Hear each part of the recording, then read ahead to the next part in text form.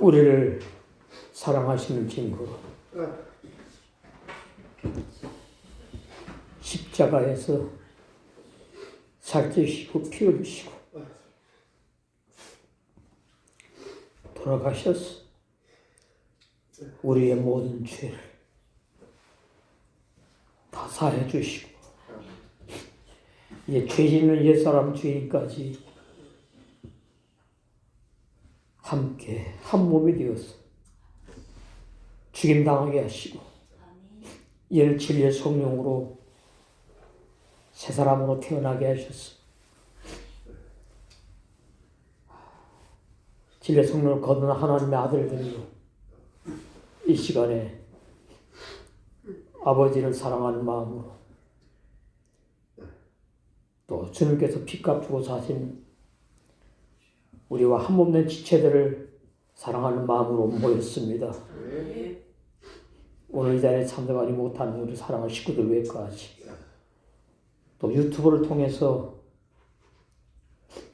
실시간 듣는 시민들 외까지 주님이시여 정말로 여러 가지로 어려운 이 세태에 임마누엘로 늘 함께 하시며 동행하시며 일거수일투족을 감찰하시고 인도하시며 사랑으로 보호하셔서 이 시간까지 인도해 주신 주님을 찬양합니다.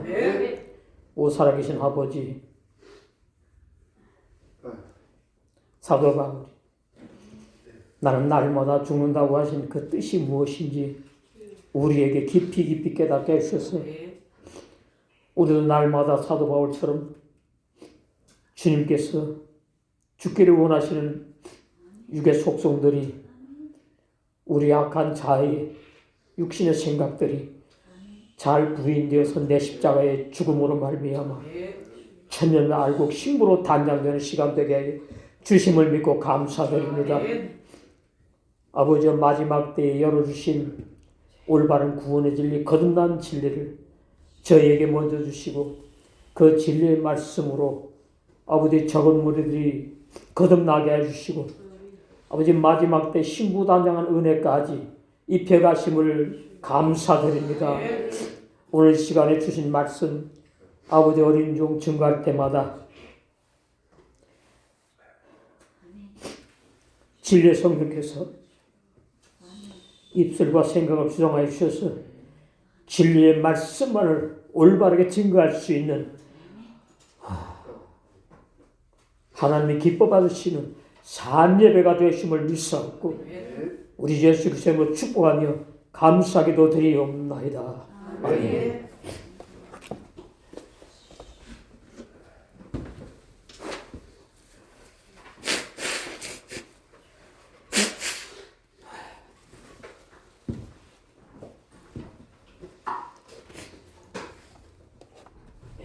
오늘 함께 누릴 말씀 마태복음 26장 62절에서 65절까지 되겠습니다. 오늘 말씀이 아주 민감하면서 아주 중요한 말씀입니다.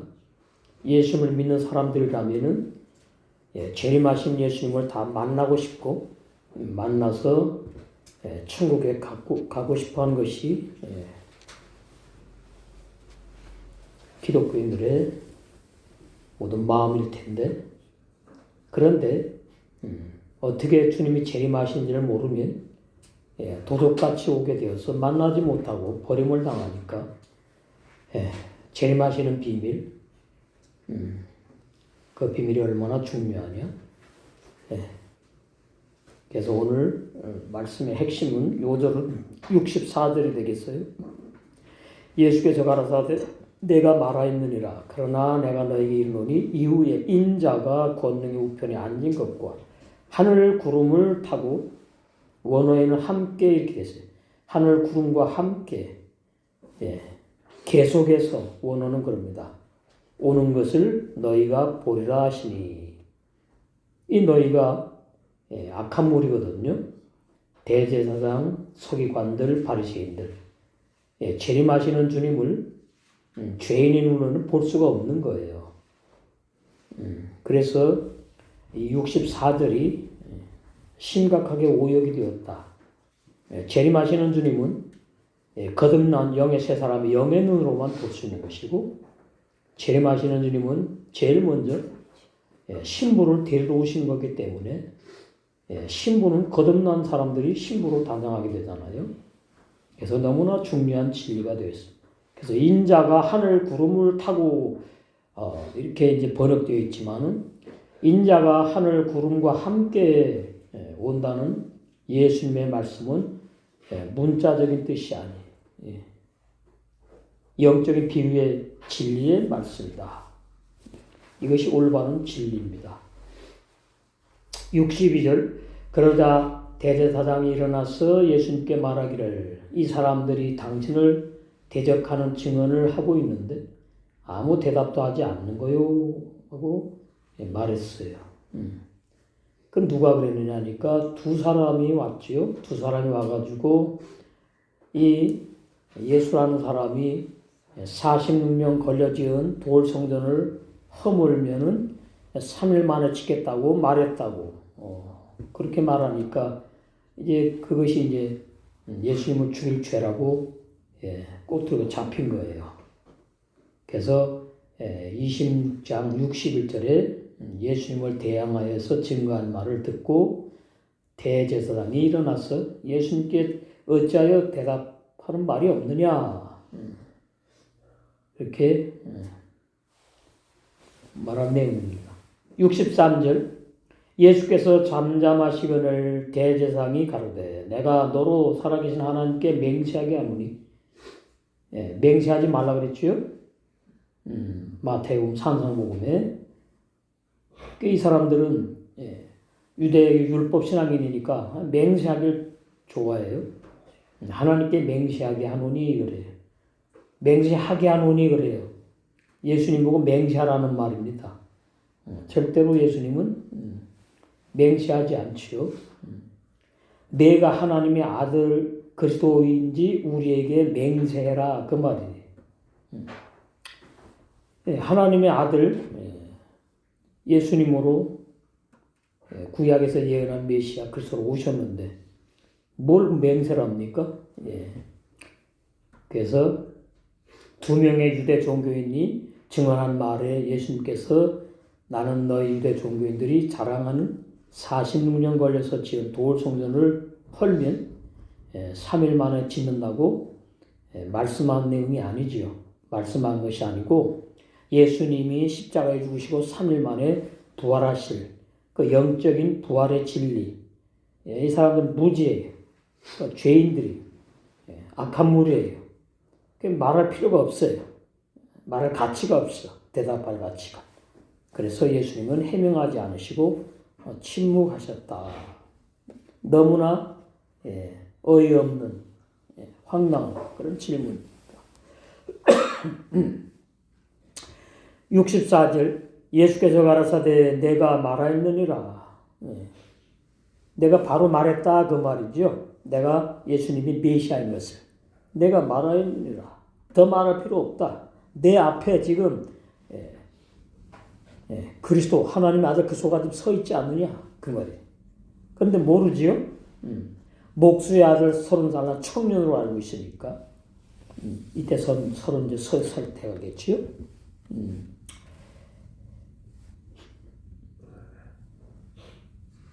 그러나 내가 너희에게 이르노니 이후에 인자가 사람의 아들이라고 이제 문자적으로 그러는데 하나님이 사람의 몸을 입고 오신 예수님을 그렇게 칭하는 겁니다. 인자라고 사람의 아들. 그러니까 이게 이제 문제예요. 하나님의 아들이라고야 맞지요. 문자적으로도 사람의 아들은 구원을 못 줘요. 그리고 예수님이 될 수가 없어요. 그러니까 이게 전부 다 문자에 매여가지고 번역을 이렇게 해놓은 겁니다. 권능의 우편에 앉은 것과 앉는다는 말은 일을 다 마치고 쉰다는 뜻이 있는 거예요. 진짜 무슨 예수님이 이렇게 뭐 의자에 앉는 게 아닙니다. 네. 그 요한복음에 그렇게 말씀하셨지요. 자, 요한복음 보시면은 다 이루었다 나오죠. 그 말씀이에요. 요한복음 네. 십자가에 달리시고 예. 19장 28절 이후에 예수께서 모든 일이 이름이 이룬 줄 아시고 구약에 예언된 예수님이 오셔서 나의 모든 죄를 사시기 위해서 반드시 사람으로 오셔서 피를 흘리신 것이고요. 그 다음에 우리의 모든 죄만 해결해 주시면은 그 사람 그대로 존재하니까 또 그 사람이 죄를 짓기 때문에 죄 사해주나 만화가 되니까 죄 짓는 옛사람 죄인까지 로마서 6장 1절에서 6절에 예수님이 함께 죽여버리셨다. 이게 올바른 진리입니다. 옛사람 죄인이 구원받는 게 아니고요. 거듭난 영의 새 사람이 구원을 선물로 받아서 구원이 시작되어 누려서 완성되는 것이다. 성경으로 응하게 하려 하사 가라사대 내가 목마르다 하시니 거기 신 포도주가 가득히 담긴 그릇이 있는지라. 사람들이 신 포도주를 머금은 해용을 우슬초에 내어 예수의 입에 대니 예수께서 신 포도주를 받으신 후 가라사대 다 이루었다. 헬라어로 테텔레스타이, 히브리어로 쿨라흐. 하나님의 구원을 내가 다 이 땅에 와서 십자가의 죽음으로 완성했다 그 말이 하시고 머리를 숙이시고 영혼이 돌아가시니라 되어 있지만은 히브리 원어 성경에는 혼은 없습니다. 영이 돌아가시니라. 혼이 자거든요. 예수님이 십자가에 못 박힐 때에 영이 고난당하신 것이 아니고 고통당한 것이 아니라 혼자가 육체와 함께 지옥의 고통을 맛보신 거예요. 나 때문에 나를 위해서. 그러니까 이렇게 말하고 있지요. 예수님이 죽으셨을 때 어디 갔느냐? 자, 빌립보서에 나오던가요? 에베소? 에베소 4장에 나오죠. 거기 잘 나옵니다.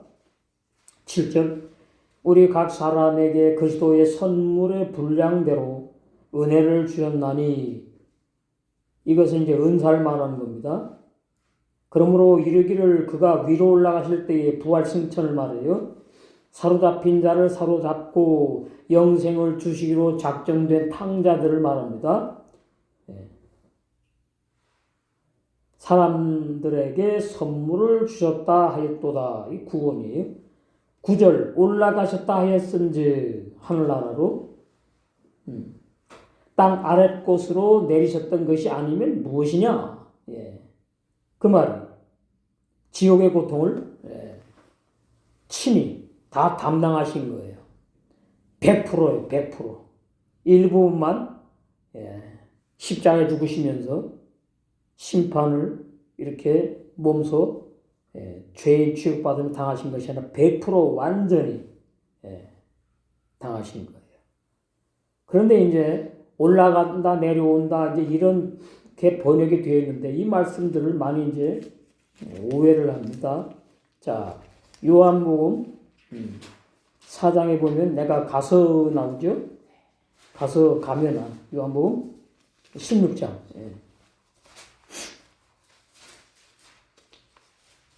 제가 말씀을 좀 들어봤는데 너무 빠르더라고요. 좀 천천히 해야 되겠어. 우리는 뭐 그냥 알아듣는데 너무 빨리 지나가. 제가 다 하려고 하다 보니까 천천히 유튜브 듣는 분들 위해서 14장 1절 너희는 마음에 근심하지 말라. 하나님을 믿으니 또 나를 믿으라. 내 아버지 집에 거할 곳이 많도다. 그렇지 않으면 너희에게 일렀으리라. 집도 비우고 다 비웁니다. 영에겐 집이 필요가 없잖아요. 육을 가지고 살아가는 우리에게 이해시키기 위해서 이렇게 비유하는 거지. 집 사람이 들어가 사는 거잖아요. 구원받은 사람 천국에 가서 영원히 살잖아요. 영생하잖아요. 2절 내 아버지 집에 거할 곳이 많도다. 그렇지 않으면 너에게 일렀으리라. 내가 너희를 위하여 처소를 예비하러 가노니. 그러니까 진짜 가는 줄로 알아요. 시공간에 매인 육의 사람들만 가고 오는 것이지 영은 시공간에 매이지 않아요.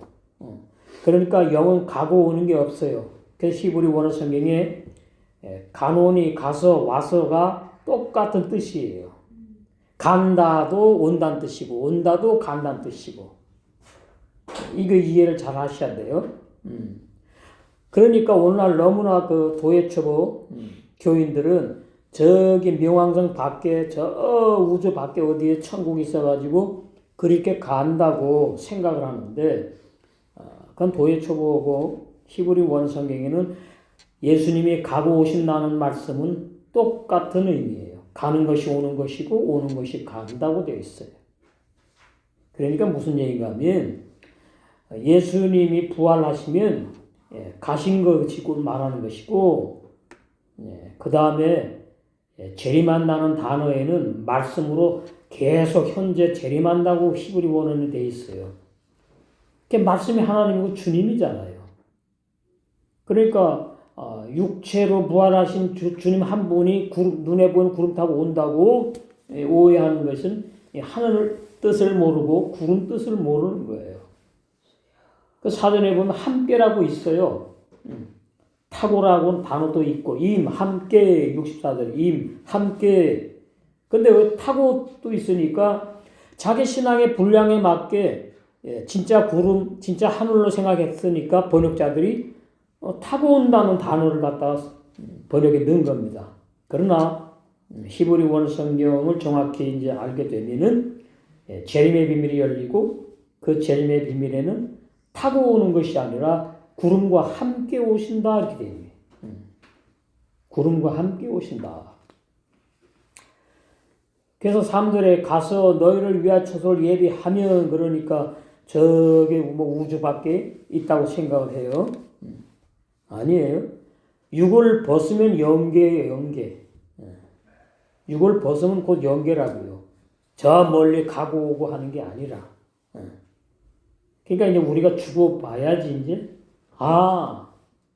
그 가고 온다는 뜻이 바로 이런 진리를 말씀한 거구나 알게 되겠죠. 가서 너희를 위하여 처소를 예비하면 내가 다시 와서 어떻게 돼요? 너희를 처소를 예비한 한나라로 데리고 간다고 해야 맞잖아요. 근데 아니에요. 어디로 오세요? 재림하실 때에 이 지구로 오십니다. 지구로. 이 세상 지구로 와서 예수님께서 재림하실 때에 너희를 내게로 영접한다. 내게로. 그러면 이 지구에 예수님이 재림하셨잖아요. 주님이. 그러면 우리가 이 지구 땅에 있잖아요. 그래야지 같이 영접이 돼요. 그렇지 않으면은 어떻게 해야 됩니까? 내가 와가지고 공중에 있을 텐데 너희들을 끌어올릴 거야. 휴거시킬 거야. 그래서 만나가지고 천국 데려갈 거야. 아니에요. 히브리 원어 성경에 휴거 단어가 없어요. 그건 헬라 오역이에요. 여기에서 빛이 와야 돼요. 오고 간다는 것이 표현이구나. 표현이구나.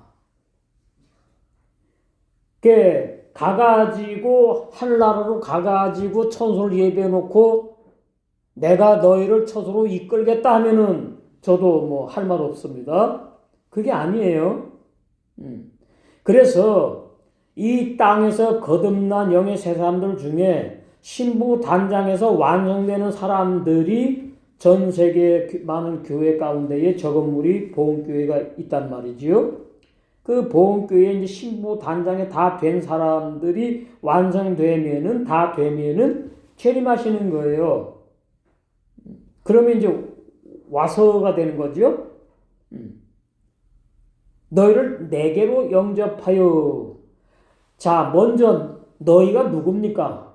사도들을 말하고 있잖아요. 예? 사도들. 예수님 당대에 적당히 뭐 그냥 따라다니는 사람 교인 말고요. 많은 무리 말고 백성에서 더 올라가서 제자, 사도의 신앙.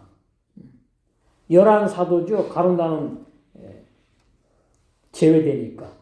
11사도 너희를 내게로 영접하여 나 있는 곳에 너희도 있게 하리라. 이렇게 되면 이제 영적인 진로로 들어가가지고 성령을 받으면 주님이 오신 것이고, 제가 더 깊은 진리는 너무 충격적이니까 말을 안 하려고 그래요. 요한복음 20장 20절에 주님이 성령을 받으라 숨 쉴 때에, 그럼 성령 받으면 그 성령만 들어와요? 아니에요. 성삼위 하나님이 다 들어오신 거예요. 예수님을 보고 임마누라고 할 때에 성삼위 하나님이 다 예수님 속에 들어와서 성삼위 하나님이 걸어 다니시면서 사역하신 거거든요. 마찬가지예요. 성령을 받으면 다 받은 겁니다. 성령 따로 있고 또 뭐 하나님 따로 있고 하나님 또 언제 받아? 말이 안 되는 거지요. 그래서 와서 너희를 내게로 영접하여 나 있는 곳에 너희도 있게 하리라. 그러면 이제 11사도부터 시작해가지고 계속 함께 예수님과 있는 거예요. 자, 14장 곧 뒤에 보시면 옆에 보면 나와요. 아, 이렇게 연결해서 이해를 해야 되겠구나. 16절부터 내가 아버지께 구하겠으니 그가 또 다른 보혜사를 너에게 주사. 그러니까 예수님 육체 보혜사고 또 다른 보혜사는 진리의 성령이에요. 또 다른 보혜사를 신천지는 이만이라고 하는데 그건 완전히 악한 이단입니다. 그리고 또 우리 편지함에다 집어넣은 거 이거 보면은 진짜 웃깁니다. 예수님의 영이 구인의 육체 구름 속에 들어와서 구인회가 재림예수래요. 재림하면 죽으면 안 되거든요. 근데 이 사람이 감옥에서 죽었어요. 자기네가 이렇게 말을 합니다. 여기 보시면은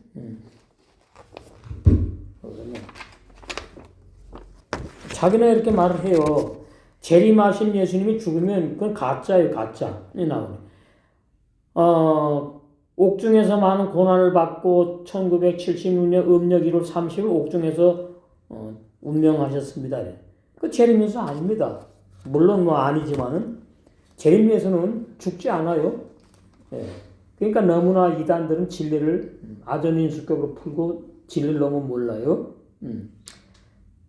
그래서 16절에 내가 아버지께 구하겠으니 그가 또 다른 보혜사, 나는 육체의 보혜사로 예루살렘 이스라엘 나라에서 사역하였고 또 다른 보혜사 눈에 보이지 않는 진리의 영 진리의 성령 너에게 주사 영원토록 나오죠. 너희와 함께 있게 하시리니. 그러면 14장 앞에 연결해 보세요. 와서 너희를 내게로 영접하여 나 있는 곳에 너희도 영원히 함께 있는단 말입니다. 이게 재림이에요. 그러니까 자꾸 재림을 말이죠. 언제 구름 타고 예수님이 재림하실까? 언제? 그러다 죽고 또 한 세대가 지나고 또 예수님 나오고 그러다 또 그러고 죽고 2000년이 지나가고 있습니다.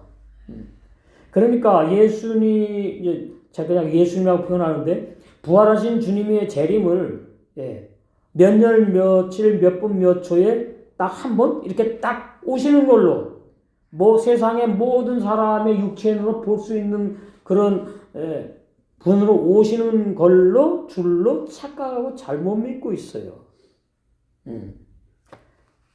그러니까 신학자들이 맞는 말 하는 것이 뭐냐니까 예수님이 오시면은 종말이라고. 그 말은 맞아요. 예수님이 오시면 종말입니다. 계속 가가지고 종말이 있는 게 아니고. 그러니까 예수님이 오시면 종말이에요. 그럼 종말이란 말은 재림도 다 포함된 거예요. 그러니까 11사도에게는 이미 예수님이 부활하신 주님 진리의 성령으로 진리 성령이 주님이에요. 하나님이에요. 한 분이라니까요. 그래서 요한복음 1장에 하나님이 예수님이고 예수님이 성령이고 말씀이고 다 하나다 이렇게 요한복음 1장에 돼 있지 않습니까? 그러니까 11 사도들에게 재림하셨다. 예. 이게 뒤집어지는 말씀이에요. 우리는 이제 뭐죠? 예, 이제 우리에게 재림하는 거지. 그러면 이제 이해할 겁니다. 사람들이. 그렇지. 우리에게 재림 안 하면 그건 너 잘못된 목사 이럴 거 아닙니까? 우리에게 재림할 때가 남아 있어요. 신부 단장이 다 되면 오십니다. 11 사도는 이미 끝났잖아요. 예? 죽었잖아요. 이미. 예? 그래가지고 이제 우리를 기다리고 있지 않습니까? 낙원에 가가지고. 그래서 저는 진리의 영이라 세상은 능히 저를 받지 못하나니 이는 저를 보지도 못하고 육의 사람 눈은 안 보이니까 성령이 알지도 못함이라. 그러나 너희는 저를 아나니 저는 너희와 함께 거하심이요 또 너희 속에 계시겠음이라. 예, 그래서 진리의 성령이 오셨다. 예, 그 말이에요. 그런데 육체 예수님은 기다리고 있다. 이렇게 신학 교리는 말을 하니까 이게 이제 안 맞는 거예요. 내가 너희를 고아와 같이 버려두지 아니하고 너희에게로 오리라. 그래서 3일 만에 부활하셔가지고 나타났잖아요. 11 사도에게 500여 무리에게. 그리고 40일을 이 땅에 계셨어요. 근데 교회사에 예수님이 육체로 부활하셔가지고 40일 동안 이스라엘 나라에 어디서 주무시고 어떻게 사역하시고 전혀 있다 없다? 없다. 그러면 알아차려야 되는데 이 교리에 그냥 빠져가지고 안 보이는 겁니다. 자, 사도행전 1장 보시면 40일을 이 땅에 계셨어요. 육체를 부활하셔서 계셨으면은 얼마나 이스라엘 나라가 뒤집어지는 거지. 예. 이제 봤더니 우리가 십자가에 못 박아 죽인 저 청년이 바로 하나님의 아들, 구약에서 예언한 메시아 그리스도구나. 부활하셨구나. 그럴 거 아닙니까? 육체 부활이니까 육체를 볼 수 있잖아요. 예, 이게 참 심각합니다. 재림의 비밀. 재림의 비밀 모르면 구원의 비밀 모르고 다 모르는 거예요. 자, 사도행 1장 보세요. 잘 나와 있어요. 근데 또 이제 오해하게끔 구름을 타고 올라간다 또 이렇게 또 번역해 놓으니까 이제 오해들을 하는 거예요. 제가 지금 하늘 구름을 설명하시기 위해서 쭉 이렇게 말씀드리는 겁니다. 자, 사도행 1장. 여기 친히 그랬죠? 40일 동안.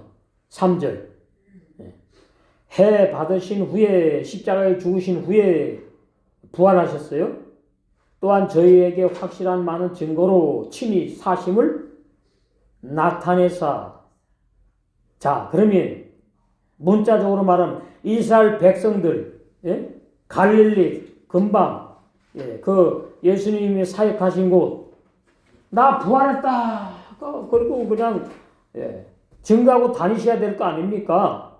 나타내셨다면요. 나타내사 40일 동안 저희에게 보이시며, 나타낸 게 뭐고 보이신 게 뭐냐를 모르면 이게 해석이 진리가 아닌 거예요.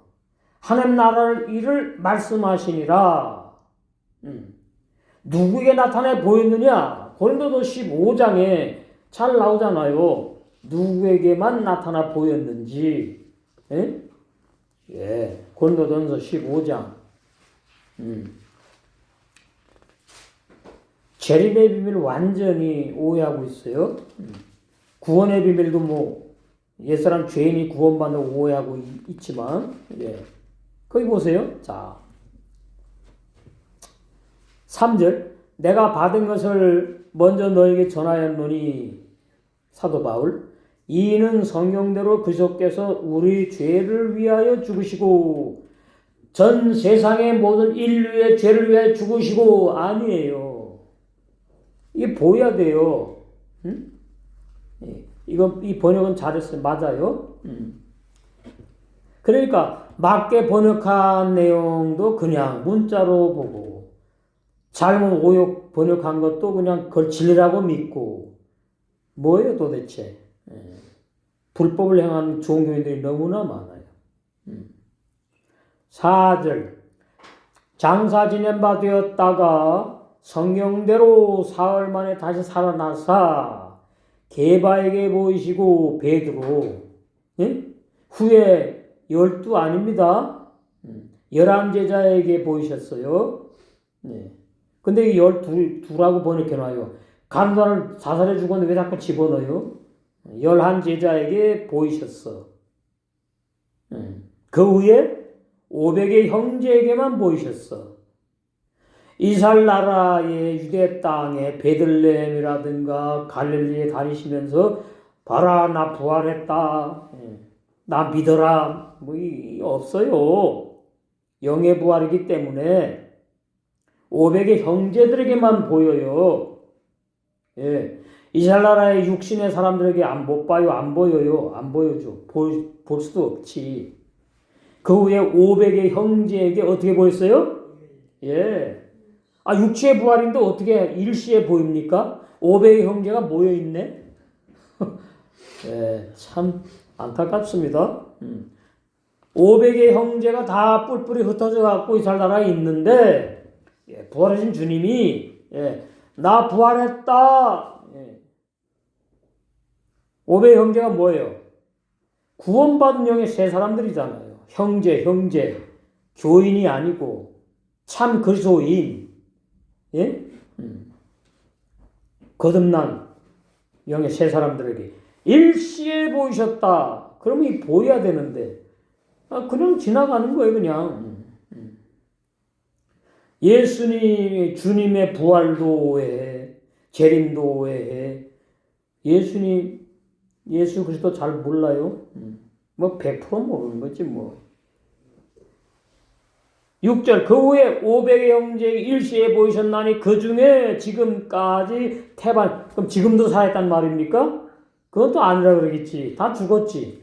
사도 바울이 고린도전서를 써서 고린도 교인들에 보낼 때 그 당시에 죽은 사람도 있고 500의 형제 중에 육체가 살아있는 사람도 있다 그 말이잖아요. 살아있고 어떤 이는 잠들었으며 그러죠. 그 후에 야고보에게 보이셨으며 야고보 예수님의 동생 안 믿었거든요. 예수님의 그 동생들도 사범세움 나와요. 예수님을 믿지 않았어요. 그렇죠. 어릴 때부터 같이 코 올리면서 소꿉장난하면서 컸는데 그거 어떻게 믿어요? 하나님 믿게 해주셔야 믿지. 그냥 우리 형이지 형. 야고보에게 보이셨으며 그 후에 모든 사도에게 보이셨어. 또 보이셨어. 이게 사도행전으로 넘어가는 거예요. 맨 나중에 만삭되지 못하여 태어난 자 같은 내게도 사도 바울 말이에요. 그러면 자 사도 바울에게 육체로 부활하신 예수님이 나타나가지고 나 육체로 부활했다 그리고 보이셨습니까? 아니잖아요. 영광의 빛으로 그 영의 부활이에요. 영광의 빛으로 영광의 주님. 부활 자체가 영광이거든요. 빛의 주님. 사도행전에 나오지 않습니까? 나타나가지고 이제 그 사울에게 이제 보여줬어요. 그 사울이 어떻게 해요? 눈이 멀어버렸어요. 자, 사도행전 9장. 이렇게 다 감춰 있습니다. 아, 육체의 부활이 아니고 신령한 몸의 부활이구나. 영의 신령체, 변화체라는 말은 육신의 눈에 안 본다, 못 본다 이 말이에요. 육의 사람의 눈에는 부활하신 주님이 안 보인다 그 말이에요. 자, 3절 사울이 행하여 다메섹에 가까이 가더니 예수님을 진짜로 믿는 거듭난 그리스도인들만 잡아 죽이러 가요. 호련히 하늘로서 빛이 저를 둘러 비추는지라 땅에 엎드러져 들음에 소리 있어 가로사대 사울아 사울아 내가 어찌하여 나를 핍박하느냐 하시거늘. 자, 사울과 수십 년 차이 나는데 예수님과 바울이 언제 예수님을 핍박했습니까? 이 말은 뭔 말이죠? 예수님은 교회 머리고, 핍박받는 교인, 그리스도인들은 몸이에요. 그럼 몸이 핍박받으면 머리가 핍박받는 걸 말하는 거예요. 몸의 진리, 교회 진리. 예수님을 곧 핍박한 것이다. 교회 핍박이. 그 말이. 율법교회 말고 복음교회. 라오디가 교회 말고 에베소 교회도 좀 구원받은 사람 있고 빌라델교회로 완성되는 전 세계의 적은 무리들. 핍박했다. 그 당시에도. 초대교회. 나를 핍박하느냐 하시거늘 대답하여 주여 누굽니까? 내가 언제 핍박했냐 이 말이에요. 그러니까 가라사대 나는 내가 핍박하는 예수라. 내가 일어나 성으로 들어가라 행할 것을 내게 이룰 자가 있느니라 하시니. 그래서 이제 나오죠. 10절 그때 다메섹에 아나니아라 하는 제자가 있더니 제자가 많았습니다. 이름도 없지만은 아나니아 제자 이름 없어. 이름 있네. 유명하지 않다 그 말이에요. 성경 기록하지도 않았고 이렇게 이런 사람을 통해 가지고 사울에게 안수라는 거예요. 그때 다메섹에 아나니아라 하는 제자가 있더니 주께서 환상 중에 불러 가라사대 아나니아야 하시거늘. 그래서 이제 안수라지요. 12절 저가 아나니아라 하는 사람이 들어와서 자기에게 사울 바울에게 안수하여 다시 보게 하는 것을 보았다. 환상 중에 바울이 체험했다. 다시 보는 은혜. 우리 많이 말씀드렸지요. 성경을 다시 보는 은혜가 필요해요. 성경을 다시 보는 은혜. 다시. 그러니까 요즘에 뭐 교회 간판이 다시라는 걸 많이 쓰더라니까요. 더라는 단어 많이 쓰고 그러던데. 자, 그 여기도 봐도 빛으로 육체로 부활하신 주님이 왜 뭐하러 빛으로 합니까? 육체로 부활하신 주님이 어디 계셨어요? 하늘나라 보좌 앞에 앉아있다가 내려왔어요. 그래가지고 사울에게 나 육체로 부활한 예수다 그리고 보여주셨나요? 아니에요. 영광으로 빛으로 그것이 올바른 부활하신 주님이에요. 영의 부활. 그 영의 부활. 그걸 이제 오해들 하니까 이제 신령체로 부활했다, 변화체로 부활했다, 신령한 몸으로 부활했다 이렇게 표현하는 겁니다. 64절. 그래서 여기 나오죠. 하늘 구름을 타고 오는 것을 너희가 보리라. 자, 그러면 하늘이 뭐냐? 이거부터 올바로 알아야 돼요. 하늘. 하늘이 도대체 뭐냐? 이 지구 위에 하늘을 말하는 것이냐? 왜 하늘이라고 구름이라고 표현했느냐? 땅과 상관이 없다는 뜻이에요. 하늘이란 말은 가장 높은 곳, 이 세상의 것들을 초월한 곳, 이 땅과 상관이 없는 상태, 하늘. 그러니까 눈에 보이는 천지만물 창조할 때에 창조한 그 하늘 말고 그 물질이거든요. 영의 하늘, 보이지 않는 하늘, 영적인 하늘, 그 말이거든요. 하늘이. 그럼 구름은 뭐냐? 안내라 그래. 안내, 구름. 구름. 구름은 뭐냐 하니까 바로 빛을 말하고 영광을 말한다. 자, 마태복음 16장.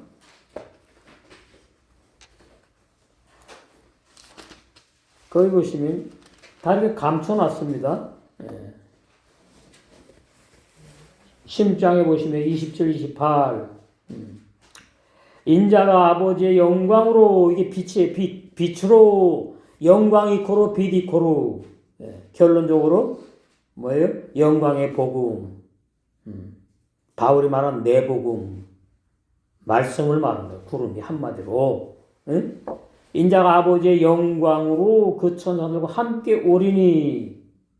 그러니까 이제 그 천사들과 함께 온다 그러니까 마지막 때 인류 종말에 육체로 부활하신 예수님으로 오신다는 뜻이구나 이렇게 알고 있다. 그러면 많은 사람들이 교인들이 그때 각 사람의 행한 대로 갚으리라. 예. 그러니까 이제 이거는 이제 마지막 때가 되는 거지요. 근데 이제 그 천사와 함께 온다니 그게 이제 문제인데 천사는 못 본다니까요. 육의 사람들은 눈에 안 보인다니까요. 근데 28절이 문제예요. 진실로 너희에게 이르노니 여기 섰는 사람 중에 11사도 중에 이 말이 죽기 전에 11사도들이 죽기 전에 인자가 그 왕권을 가지고 오는 것을 이게 재림이에요.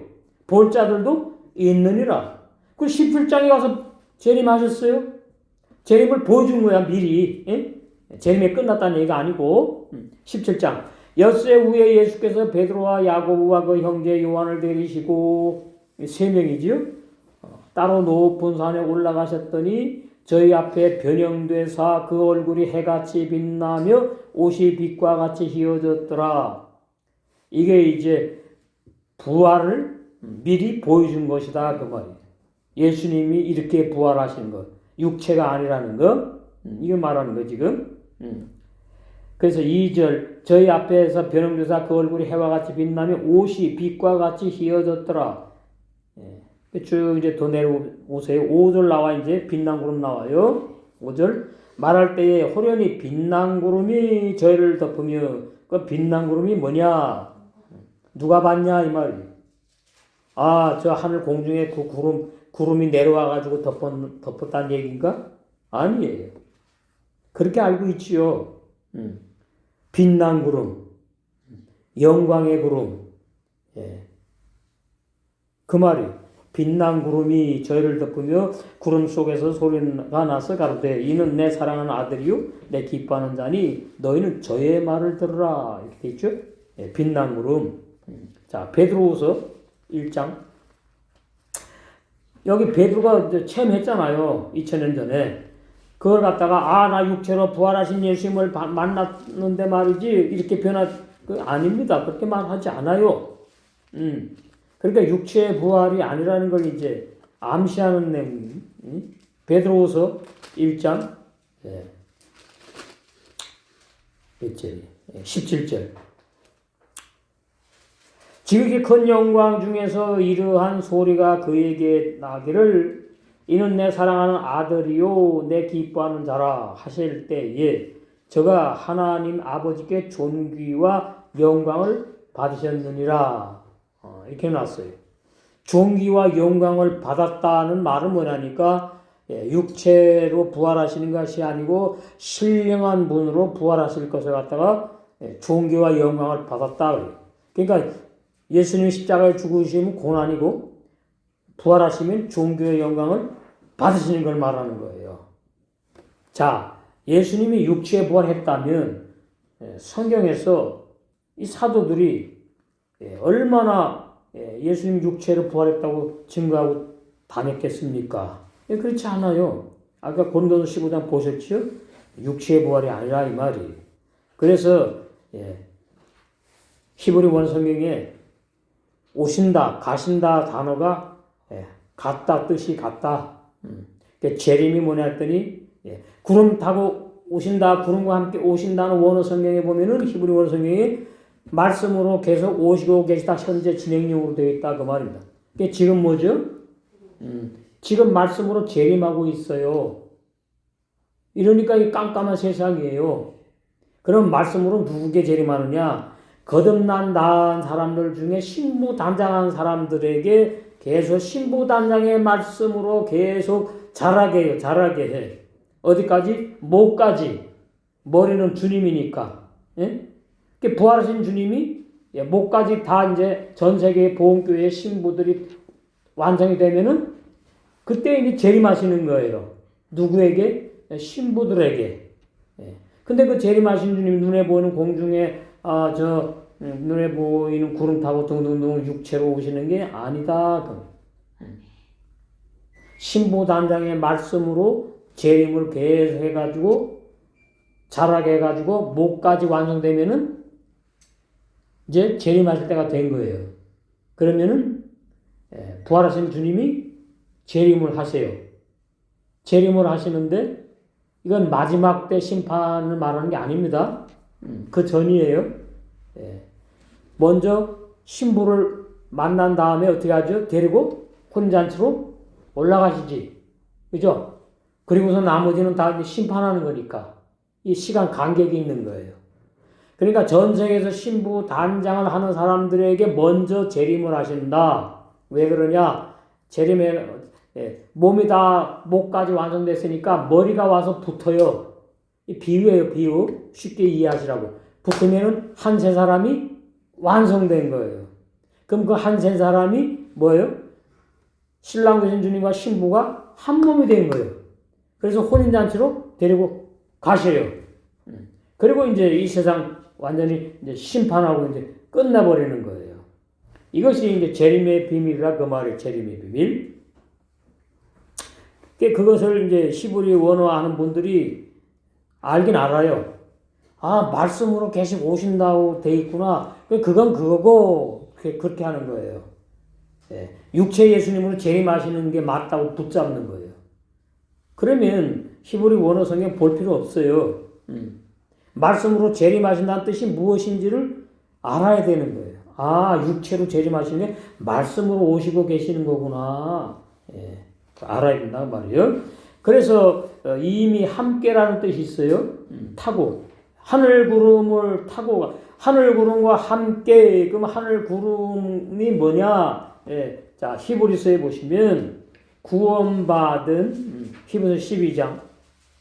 이러면 우리에게 구름같이 둘러싼 허다한 증인들이 있으니, 예. 히브리서 11장에 구원받을 믿음의 선진들, 11 사도들, 우리보다 먼저 신부단장돼서 육체가 죽고 기다리고 있는 그런 사람들, 증인들 그렇게 함께 오신다 그 말이에요. 예. 그 구름이 뭐예요? 진짜 구름이 아니고 증인들을 말하는구나 그 말이에요. 어떤 사람이 구름이 아니고 이 뭐예요? 예? 재림 예수, 장막 성전, 초막 성전이 뭔가 여기 이 한 사람에게 뭐 예수님이 어떤 이단이잖아요. 예. 그래서 이제 전 세계 신부 단장된 사람들을 먼저 데리러 영접하러 오셔가지고 영광의 복음으로 완성이 되고 진리의 말씀으로 완성이 되고 이러는 거거든요. 그럼 영광의 복음이 왜 중요하냐? 바울이 고린도후서 11장에 신부 단장의 말씀이 영광의 복음이에요. 11장 2절.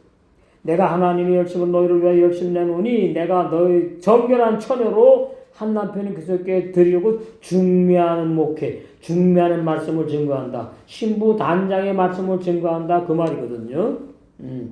그래서 이 신부 단장의 말씀이 디모데전서 1장 11절로 가서 바로 영광의 복음이다. 이렇게 말씀의 구설을 꿰야 돼, 꿰야 된다고요. 자기 뜻대로 설교하지 말고. 자, 디모데전서 1장 11절. 이 교훈은 사도 바울이 증거하는 말씀은 복음 진리는 그 뜻이에요.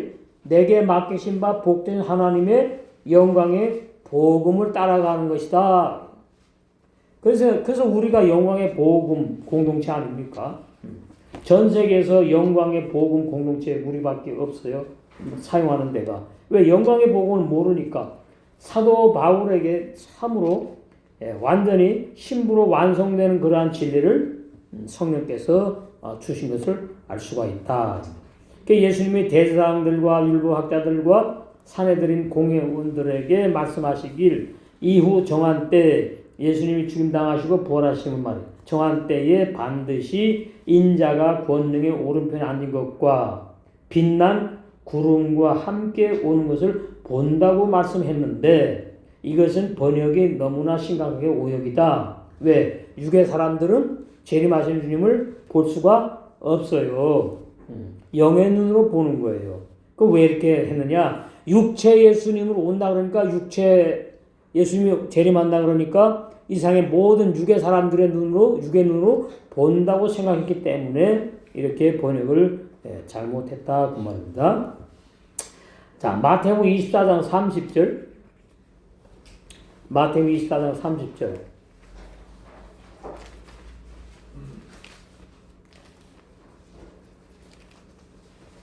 거기 보시면 그때 인자의 징조가 하늘에서 보이겠고 그때 이 땅의 모든 족속들이 통곡하며 그들의 인자가 구름을 타고 능력과 큰 영광으로 오는 것을 보리라. 여기도 그렇게 번역해놨잖아요. 자, 예수님이 재림을 하시는데 전 세계 모든 사람이 다 그냥 안 본대요. 그리고 이제 통곡을 한대. 이게 헬라 번역이 히브리 번역 그렇지 않단 말이죠. 그 여기 인자가 구름을 타고 이렇게 됐죠. 구름과 함께 이렇게 되어 있어요. 구름과 함께 오는 것을 누구만 보느냐? 거듭난 영의 세 사람들만 보게 됩니다. 마가복음 13장 26절. 마가복음 13장 26절.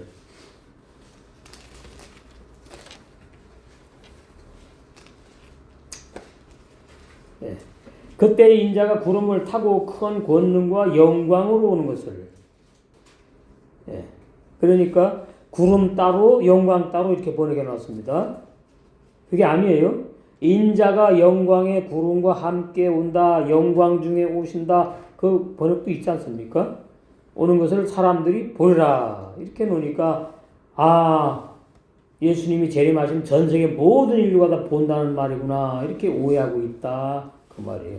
신학자들은 본문을 부활하신 주님이 마지막 때 이 죄악 세상의 심판으로 재림하시는 내용이라고 크게 오해한다. 그러나 본문은 예수님이 마지막 때 이 죄악 세상의 심판으로 재림하신 말씀이 아니다.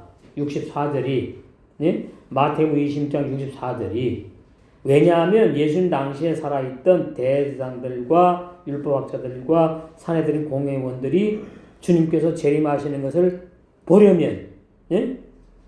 64절 말씀대로 구름 타고 오는 것은 너희가 보라 그랬잖아.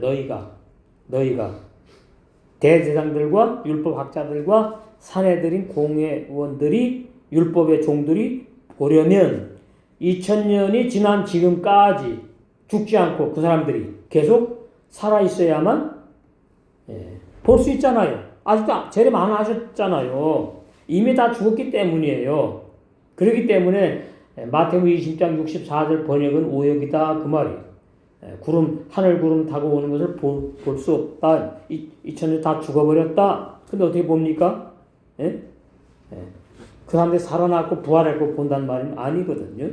그러므로 인자가 하늘 구름과 함께 오신다는 뜻은 타고 오신다는 뜻은 뭐냐? 하나님의 나라가 임한다는 뜻이다. 이게 이제 핵심이에요. 마태복음 12장 28절. 이거 다 연결해서 이해를 하셔야 돼요. 마태복음 12장 28절. 하나님의 나라가 왔다는 말은 주님이 재림하셨다는 뜻이고 똑같은 얘기입니다. 마태복음 12장 28절. 여기 보시면 주여.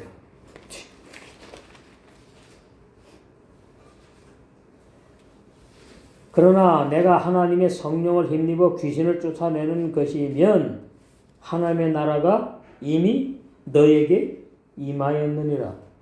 그러면 하나님의 나라가 여기 너에게 임했으면 행복하잖아요. 그 뜻이 아니에요. 너희들은 이제 심판받는다 그 말이에요. 그러니까 하나님의 나라를 예수 믿다 죽은 사람이 가서 사는 영원무궁 하늘나라로 생각하시면 절대로 안 된다. 이미 하늘 나라가 뭐 했다고요? 임했다고 그러잖아요. 마태복음 12장 28절이. 하나님의 나라가 임했다는 말은 진리의 성령으로 주님이 사도들에게 재림 이미 지나갔지 않습니까? 한번 마가복음 9장 1절 이제 우리에게 남아있는 거예요. 이제 또 그 아까 보신 거하고 같아요. 또 저희에게 이르시되 내가 진실로 너희에게 이르노니 여기 섰는 사람 중에 죽기 전에 하나님의 나라가 권능으로 임하는 것을 볼 자들도 있느니라. 야고보, 베드로, 요한. 그럼 하나님 나라가 이미 임했네. 그죠? 말씀대로 믿어야 돼요. 그러면 하나님의 나라가 어떻게 임했느냐? 진리의 성령으로 임했다. 그 말이. 그러니까 진리의 성령을 받은 열한 사도는 하나님의 나라가 임한 것이고 그 하나님의 나라의 사도들로 사역을 이제 하게 될 것을 우리는 이해를 해야 돼요. 응? 그래서 하나님의 나라가 임한다는 뜻은 뭐냐? 초대 예루살렘 교회의 하나님의 나라여 보게 될 것이라는 영적인 비유의 말씀이다. 그러면 하나님의 나라는 언제 임했느냐? 어떻게 임하느냐? 요한복음 13장 10절에 이미 목욕 죄사함 받은 열한 제자들과 죄사함 받은 여러 지체들, 이제 사도행전에 120여 명 포함됩니다. 에게 진리의 성령이 임하여 사도행전 2장에 탄생한 주님의 몸인 초대 예루살렘 교회가 하나님의 나라 주님의 왕국으로 임한 것이 올바른 진리예요. 그러면 이제 64절에 너희가 보리라는 말씀대로 이제 보는 거죠. 사도행전의 초대 예루살렘 교회를 이 사람들이 보잖아요. 예? 누가 본다고요? 대제사장들과 율법학자들과 사내들인 공의 회원들이 보잖아요. 살아있을 사람들이. 그러면 재림하신 거거든요. 그것이. 진리의 성령으로 오셨다. 재림하신 거예요. 그러니까 11사도에게 이미 한번 재림하셨다. 이제 두 번째 우리에게 마지막 때 재림이 남아있다. 이렇게 되는 겁니다. 응? 그때 재림이 끝나서 우리는 믿으나 마나니까. 자,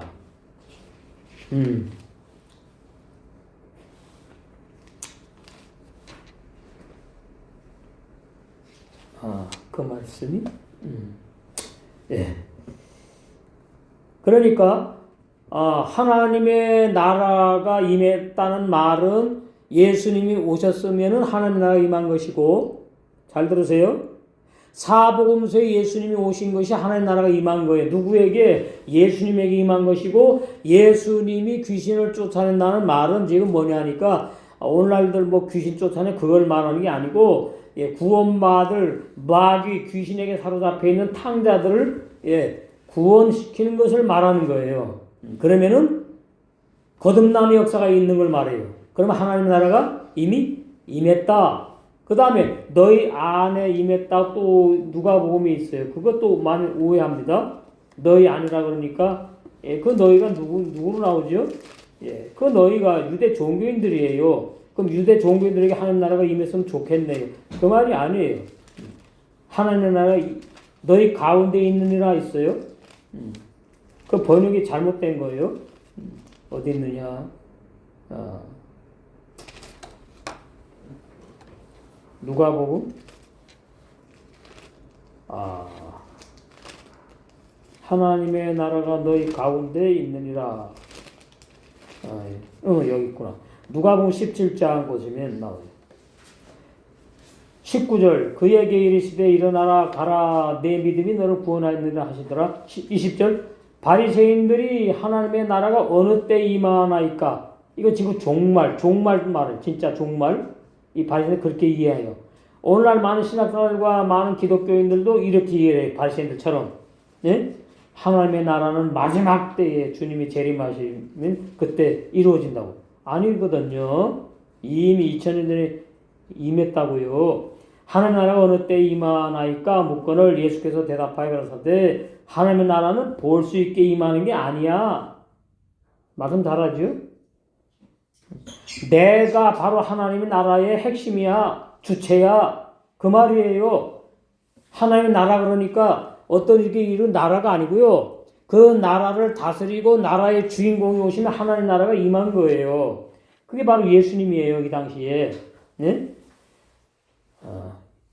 하나님의 나라가 어느 때에 임하시나이까 묻거늘 예수께서 대답하여 가라사대 하나님의 나라는 볼 수 있게 임하는 것이 아니요 또 여기 있다 저기 있다고도 못하리니.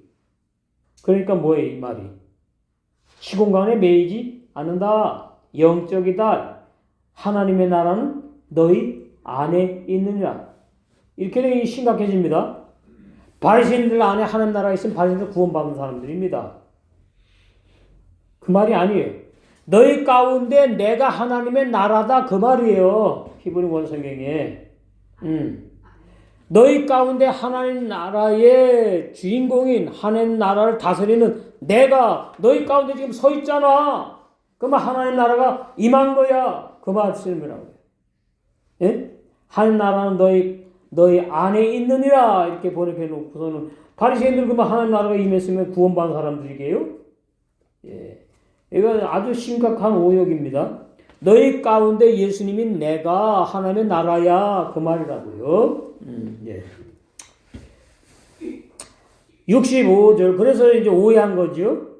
대제사장들과 율법학자들과 사내들인 공회원들이 예수님의 영적 비유의 말씀을 알아들을 거듭난 세 사람의 귀가 없어가지고 문자된 뜻으로 크게 오해하였다. 65절 그때 제사장들은 자기 겉옷을 찢으면서 말하기를 이자가 하나님을 모독했다고. 이제 우리에게 무슨 증인들이 더 필요하겠소? 보시오 지금 여러분은 하나님을 모독하는 말을 이 청년이 모독하는 예수라는 청년이 모독하는 말을 들었다고 말해요. 그럼 뭐하고 그랬죠? 이 말씀 때문에 그러는 거잖아요. 인자가 권내 우편에 앉은 것과 하늘 구름을 타고 오는 것을 보리라 하니까 이제 완전히 이제 돌아버린 거 이 사람들이. 예, 그건 모독했다고 하나님 모독했대. 참나마. 네. 올바른 데서 보시면 인자가 하늘 구름과 함께 오는 것을 보리라는 말씀을 크게 오해한 대제사장들은 자기 겉옷을 찢으며 예수님이 하나님을 모독하는 말을 여러분 지금 들었으니 무슨 증인이 더 필요하겠느냐? 예수님을 잡아 죽일 것만 남았다. 그 말을 했다는 얘기입니다. 어디에 걸렸다고요? 64절. 예? 하나님 우편에 앉은 것과 하늘 구름을 타고. 그럼 지금은 어떻죠? 제가 하늘 구름을 지금 말씀 증거했잖아요. 그럼 진짜 하늘로 믿고 진짜 구름으로 믿고 육체로 예수님 재림한다고 믿는 기독교인들이 저 사람 봐라. 이상한 소리하네. 이상한 설교하네. 이런단 말이에요. 거듭난 사람들만 이 말씀을 이게 비우고 진짜 육체로 부활하신 주님이 오신다는 말이야. 영적 부활을 말하는 거 영적으로 주님이 오신다는 재림하신다는 말씀이구나. 예, 우리가 지금 뭐예요? 하늘 구름을 타고 오시는 주님을 계속 말씀으로 지금 먹고 마시고 신부단장하고 있어요. 다 신부단장 다 되셔서 혼인잔치에다가 영원히 영생할 줄로 믿습니다.